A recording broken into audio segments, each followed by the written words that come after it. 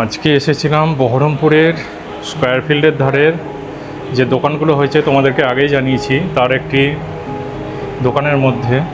দোকান ঠিক নয়, এটা শপিং সেন্টার ধরনের বানিয়েছে। খাবারের সমস্ত রকম জিনিস এখানে পাওয়া যায়। এই রকম দোকান পরপর এখানে বানানো রয়েছে। এটা রামকৃষ্ণ সুইটস অ্যান্ড স্ন্যাক্স। এখানে এই ধরনের মিষ্টি, আইসক্রিম এসব পাওয়া যায়। এখানে অরুণের আইসক্রিম রয়েছে, আর পেছন দিকে বসে খাওয়ার জায়গা।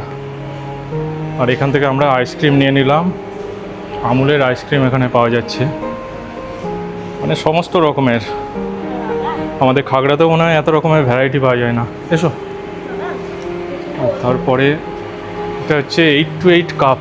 এখানে হার্বাল টি, ব্লু টি সব রকম এখানে পাওয়া যাবে। কাশ্মীর কাভা, ইন্ডিয়ান মশালা চায়।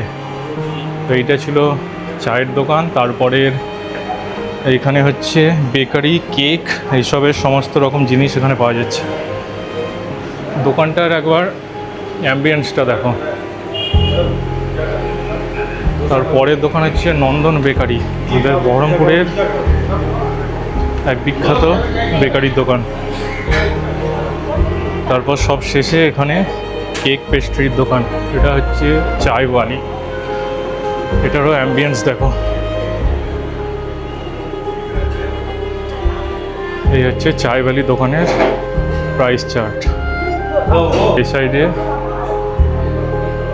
মনিলালসের মিষ্টি। এখান থেকে মিষ্টি ট্রাই করেছিলাম গতদিন, দারুণ ছিল।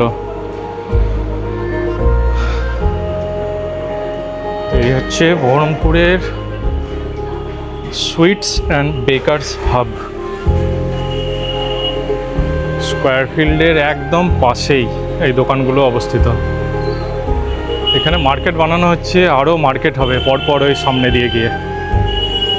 হাতে এখন হেলমেট নিয়ে ঘুরে বেড়াচ্ছি, কারণ মোটো ব্লগ সেটআপের জন্য হেলমেট বানাতে গিয়ে এই হেলমেটের মধ্যেই এত দামি দামি জিনিস রয়েছে যে বাইরে রেখে কোনো মতেই যাওয়া যাবে না।